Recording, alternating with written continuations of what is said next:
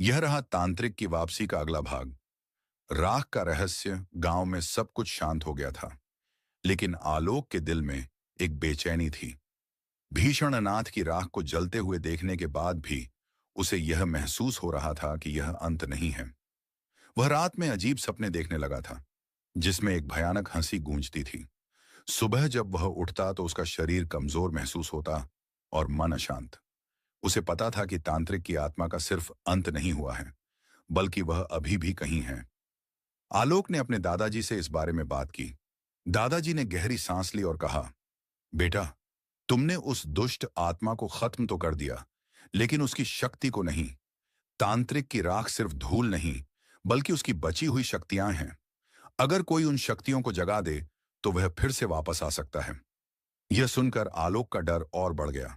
उसी दौरान गांव के मुखिया का बेटा रोहन अचानक बीमार पड़ गया। उसे तेज बुखार था और वह अजीबोगरीब बातें करने लगा। उसकी आंखों में भी वही क्रूरता थी जो कभी अमित की आंखों में थी। रोहन के शरीर पर भी वही रहस्यमय निशान थे जो भीषण नाथ के अनुयायियों के थे।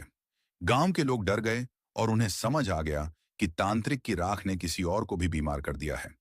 आलोक को पता था कि रोहन को बचाना है तो उसे उस राख का रहस्य जानना होगा। उसने अपनी मशाल उठाई और उस जगह की ओर चल पड़ा जहां भीषण नाथ का पेड़ जलकर राख हो गया था। जब वह वहां पहुंचा तो देखा कि राख से अजीब सी रोशनी निकल रही थी। रोशनी जैसे आलोक को अपनी ओर खींच रही थी। उसने महसूस किया कि यह रोशनी ही तांत्रिक की शक्ति का स्रोत है। तभी उसे अपनी दादाजी की बात याद आई। ताकत को सिर्फ उसी शक्ति से खत्म किया जा सकता है जिससे वह बनाई गई थी। आलोक को याद आया कि भीषणनाथ ने अपनी शक्तियों को अपनी बलि देने के लिए तांत्रिक मंत्रों से बनाया था। आलोक समझ गया कि इस राख को खत्म करने के लिए उसे पवित्र मंत्रों को और अधिक शक्तिशाली बनाना होगा। उसने पास में पड़ी एक पत्थर उठाई और उस पर अपनी अंगुली से कुछ अजीब से निशान बनाए। फिर उसने उन निशानों को अपनी आत्मा से जोड़ा और अपने पूरे ध्यान को उस राख पर केंद्रित किया। आलोक ने देखा कि वह पत्थर अब अपनी चमक खो रहा था। वह यह देखकर चौंक गया और समझ गया कि तांत्रिक की शक्तियां उस पत्थर से ही आ रही थीं। आलोक ने उस पत्थर को जमीन पर पटक दिया और जोर से मंत्रों का जाप करना शुरू कर दिया।